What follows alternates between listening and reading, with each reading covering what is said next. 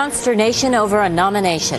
President Clinton continues to compromise in his march toward the center. Tonight's Eye on America, the cost of jobs and the cost of wide open spaces. The great land battle of 1993. And from the David Koresh cult compound outside of town here, I'll be reporting on how the U.S. Justice and Treasury Departments are being allowed to investigate themselves in one of the largest and most secret investigations of its kind ever. This is the CBS Evening News with Dan Rather in Waco, Texas, and Connie Chung in New York. Good evening. All week long, it appeared to be all over for President Clinton's controversial nominee for a top job at the Justice Department.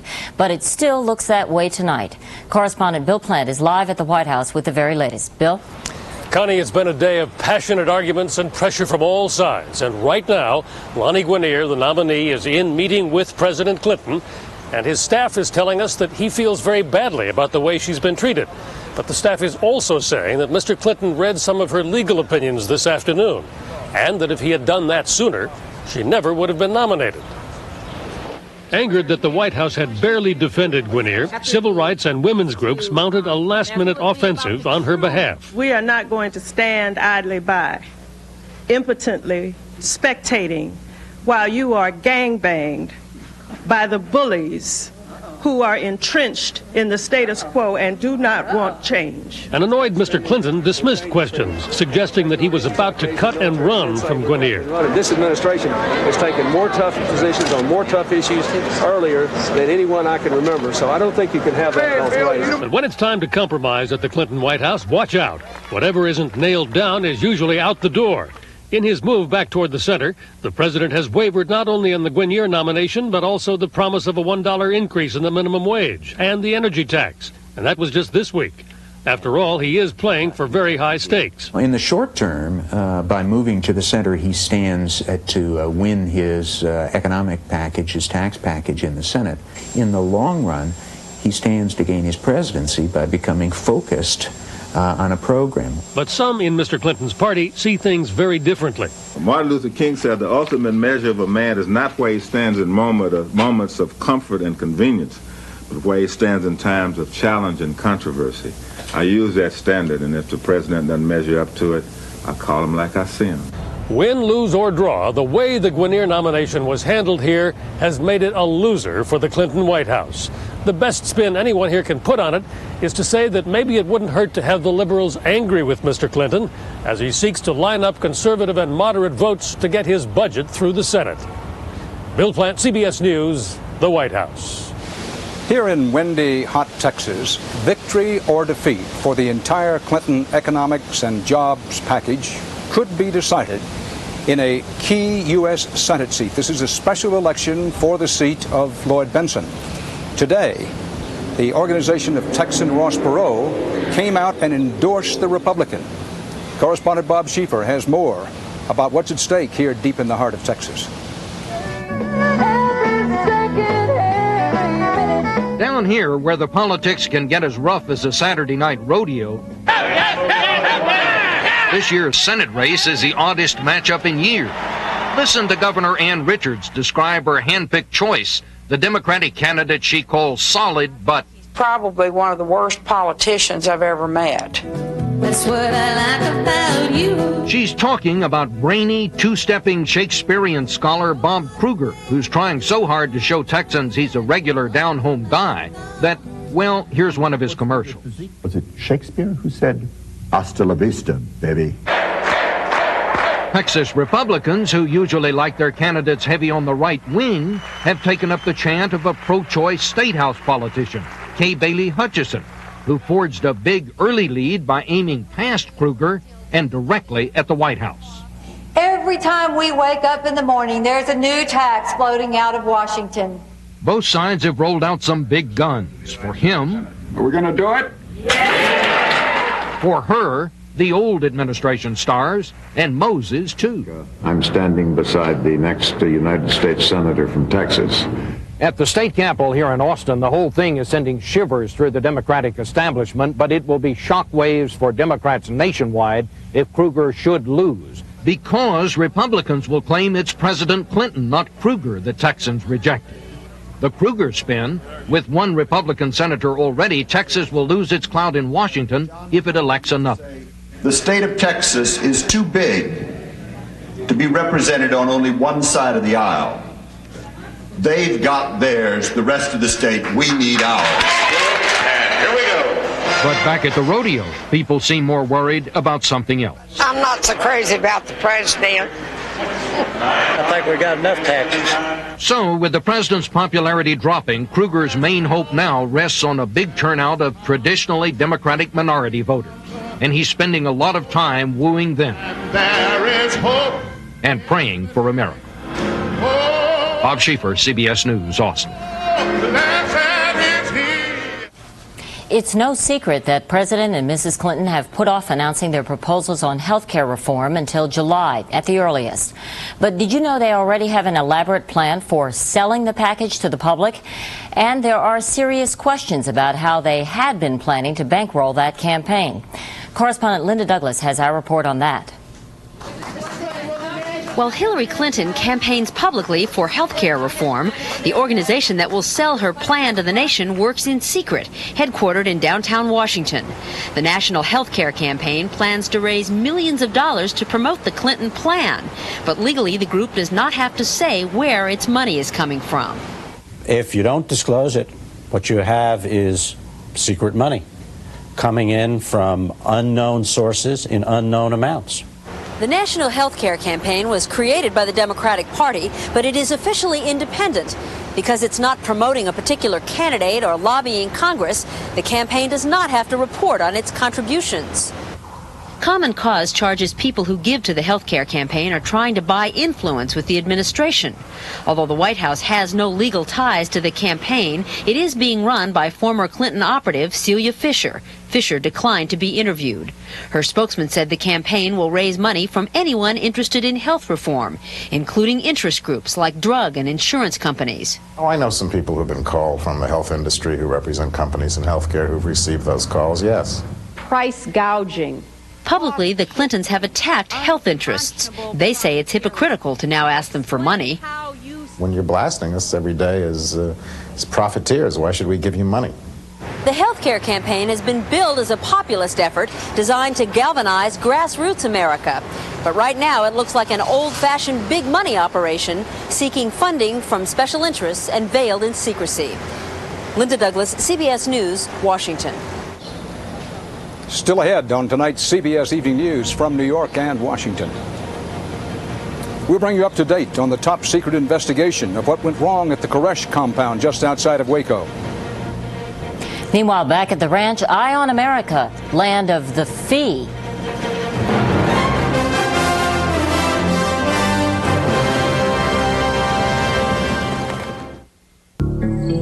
Every night during trout season, Ed Russell ties some of the best flies ever seen on Pinecrest Lake. But sometimes his arthritis pain can make it tough to sleep.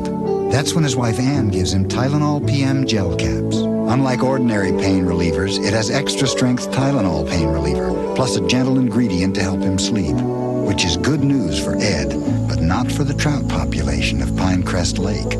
Tylenol PM, it puts arthritis pain to rest. At Econo Lodges all over America, pick up an entry form and you could win one of 7 $50,000 giveaways in the sweepstakes they call Choiceosaurus. Thousands of great dinosaur prizes are waiting. Call 1-800-4CHOICE today. Now Maalox comes in a brand new flavor. Water. Introducing new easy-to-swallow Maalox caplets. The antacid that doesn't taste like one. It's been weeks since that windy day in April when fire destroyed the David Koresh compound outside of Waco. In that time, investigators have basically kept everyone away. Tonight we have exclusive photographs, the first independent videotape we know of taken actually inside the compound. Now, you'll be seeing this for the first time just as we see it for the first time. These pictures are the closest taken since the fire by any independent authority. There's one of the bunkers, close-up of one of the flooded underground bunkers. One of these bunkers was some 40 feet wide by 120 feet long and roughly 10 feet deep. Now, this bunker is on the northwest side of the compound, outside the foundation of the compound. You can see some of what's collected in the compound. Part of this was used by the cult as sewage relief. The bunkers are supported by concrete walls.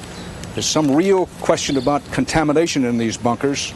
The Texas Water Commission is trying to determine the extent of contamination. That's the most close-up view we've had of inside the compound. The Double E Ranch Road, a once forgotten trail through the Texas prairie near Waco. But that was before David Koresh. Now, the road is jammed with the curious, flocking to get a glimpse of all that's left of Koresh's kingdom. I think it's pretty sad. It's scary. It's just real scary. This confuses me a little bit, trying to figure out who's telling the truth, who's not. Out here on the wind-whistling prairie, journalists and other independent observers still are allowed no closer than about 200 yards. By officially quarantining the site as a, quote, health hazard, the government's able to keep everybody out. But back there in those piles of ash and debris, investigators unquestionably have a daunting challenge in trying to collect evidence on the murder of 4 federal peace officers, the ATF agents. More than a month after the inferno seen round the world, authorities say they still don't know how many cult members died inside the compound. Another mystery. What was happening inside the compound in those terrible final moments? It took less than an hour to turn Mount Carmel from this into this smoldering ruin. More than 20 members of the cult suffered gunshot wounds, including Koresh. He was shot in the forehead. I think from the beginning he had a certain set of goals, and that he controlled events to that end. Now that he was going to end it that way, it would have been the same, I think, 30 days before, or 60 days, 90 days, 6 months after. I'm afraid it would have been the same. It is known that David Koresh died in the compound's communications room near the front entrance. Many of the children were found with their mothers inside a concrete bunker. Dozens of other bodies were found scattered throughout the compound, indicating confusion and chaos as tear gas and then smoke poured through the building. What the government says it found in the ruins is an incredible array of modern weapons documented in this 400-page report. Koresh and his followers apparently stockpiled everything from heavy automatic weapons and hand grenades to more than 1 million rounds of ammunition as they waited for their own personal version of the biblical Armageddon. 6 weeks ago, this site was filled with guns and fire and death. Tonight, all that's left are questions. Connie, among the questions are these. Why is the Justice Department, why is the Treasury Department being allowed to, in very strong effect, investigate themselves? Now, very few details have emerged from the investigation. Those exclusive pictures we showed you tonight were frankly spirited out of there. That's the best way to put it. But CBS News has learned this detail, that weeks before the April 19th fire, the FBI submitted a detailed plan to Washington that called for the FBI hostage rescue team to execute a surprise raid on the compound to rescue as many children as possible. It was rejected as being too dangerous. Rejected by whom? We don't know. Connie? All right. Dan, stay with us now for more of the CBS Evening News, including an unusual custody battle involving 2 states, 4 parents, and a 2-year-old girl. You know, a Carnival cruise is the best vacation value going. You can enjoy fun days at sea, fun-filled nights, fabulous food. Oh, boy, you can say that again. Great Scott, Willard, what are you doing out here? Kathy, I'm having the time of my life. Take a 3-, 4-, or 7-day vacation on Carnival, the most popular cruise line in the world. Boy, I can't wait until the midnight buffet. You think you'll have any room left? What are you, a comic?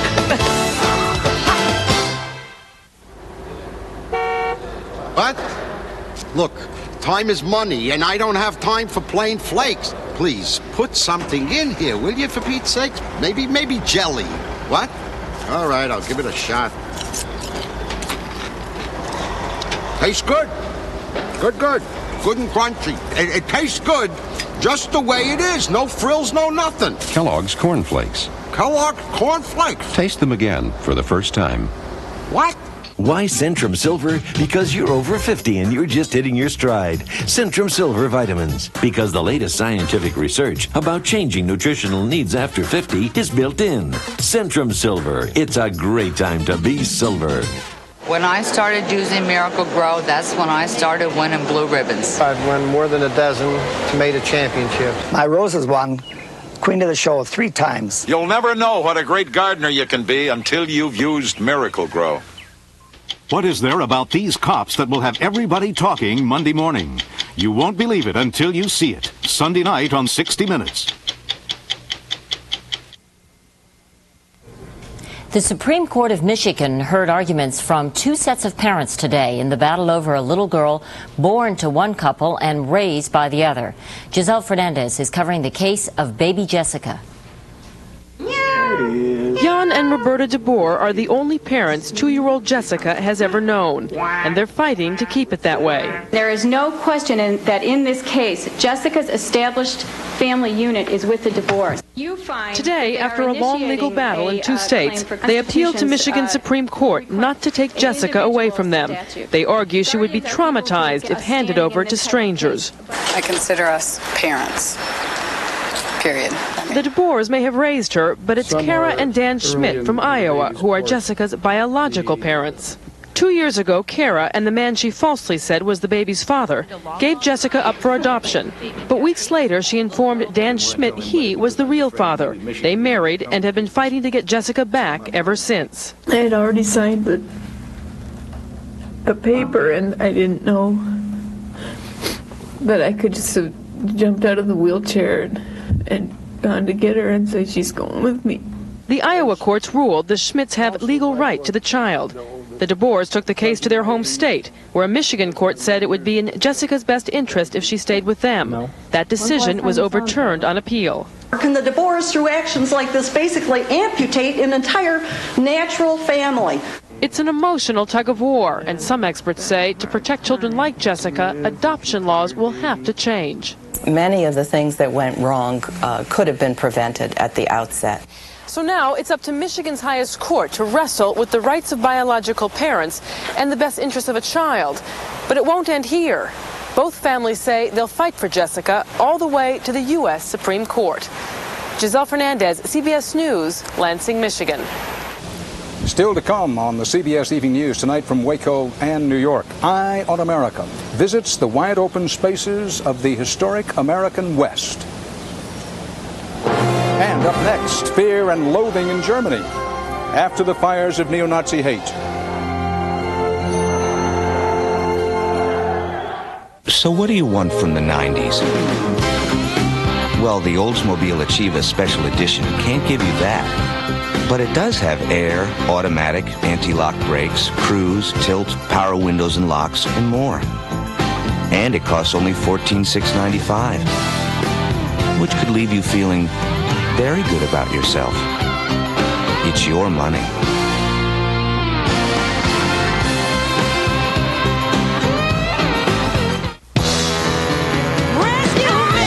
Stop breathing dirty, dusty air.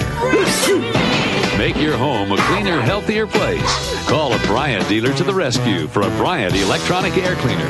It can remove 95% of the dust, dirt, and pollen in your air. And if you have pets or allergies, it can really help. So call Bryant to the rescue for an electronic air cleaner and for energy-efficient heating and cooling system.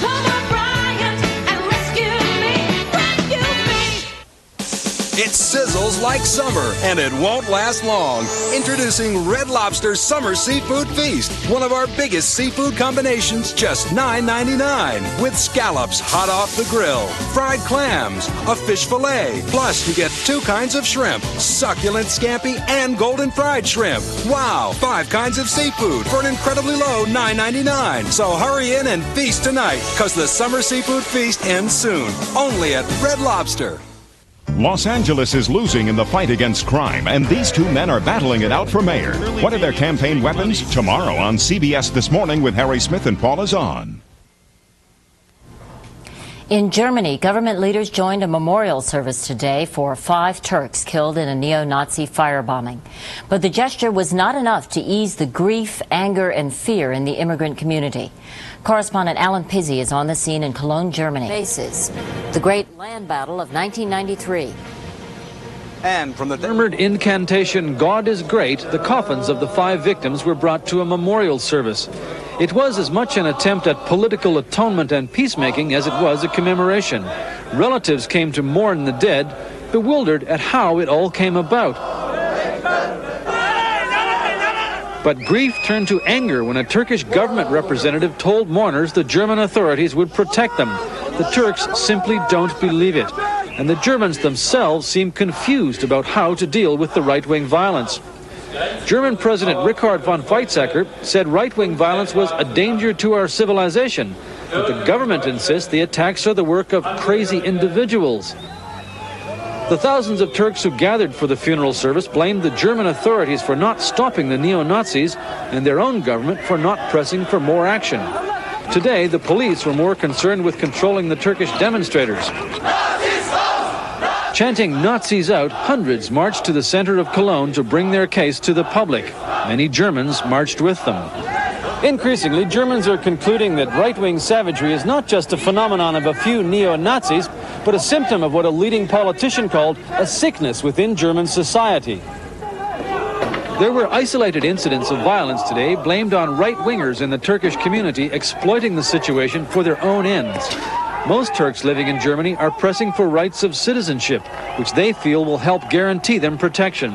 Until then, this isn't home, and the bodies of the victims headed back to Turkey tonight for burial in the dirt-poor village their parents came here to escape. Alan Pizzi, CBS News, Cologne.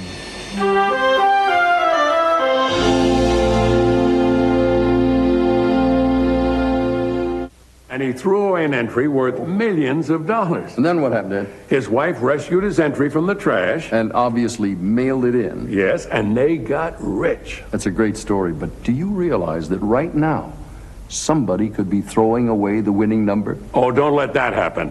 I'm about to announce the $10 million number on television. It's right around the corner. Ed's right. There's not much time to return the entry in the sweepstakes with our picture. Do it today.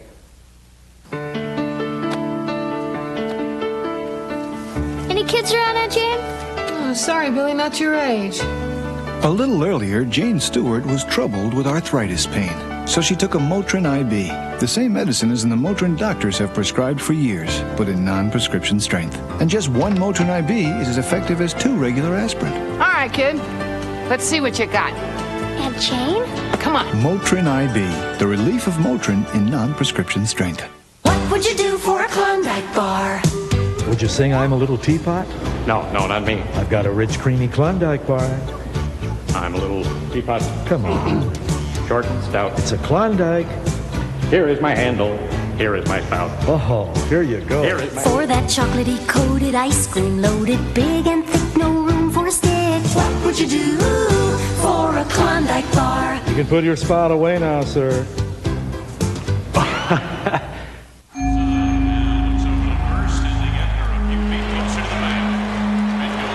My wife asked me for a diamond. So naturally, I went to True Value. But the guy got me the right brush, roller, all the right stuff. He even kidded me. Painted and he will come, he said. Will he ever face a big league hitter? Who knows? But judging from the drool on his chin, I'd be waiting on the spitball.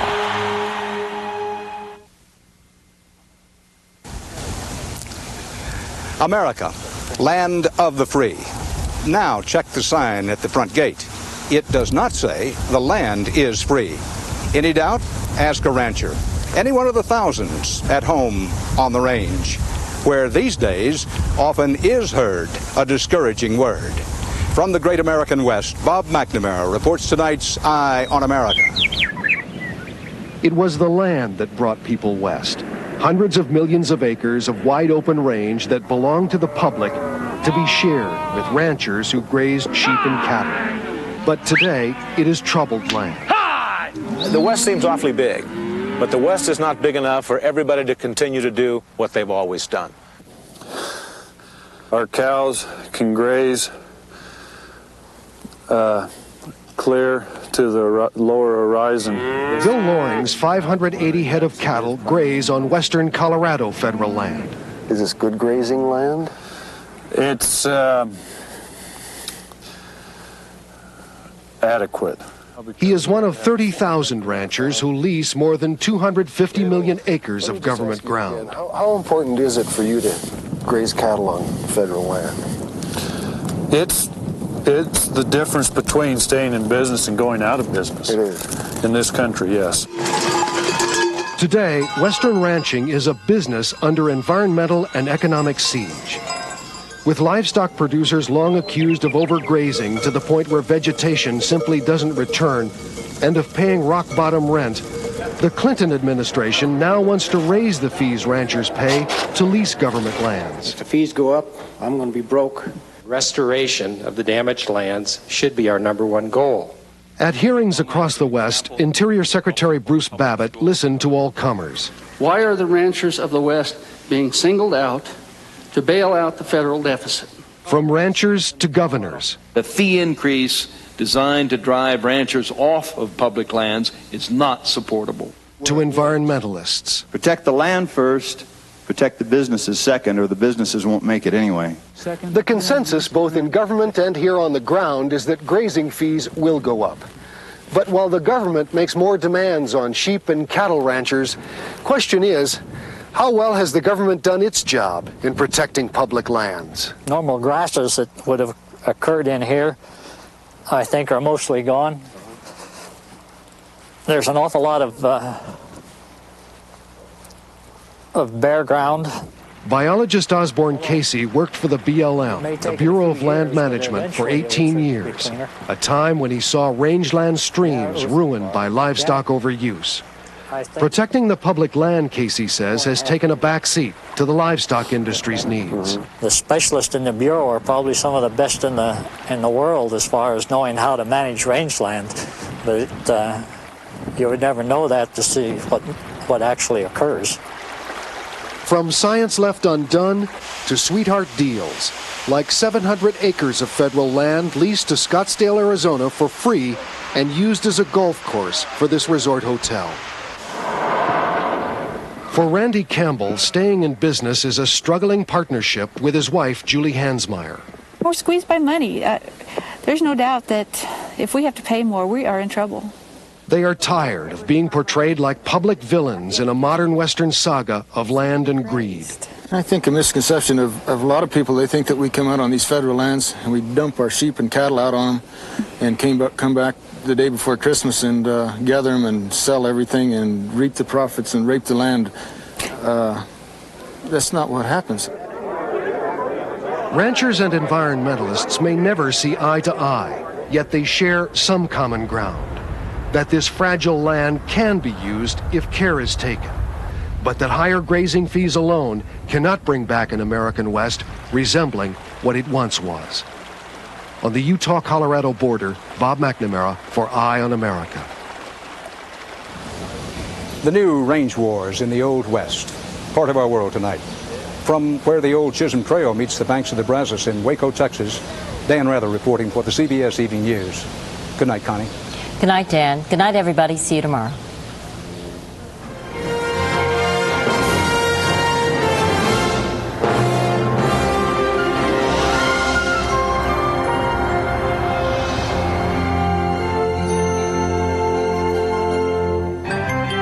Experience CBS News.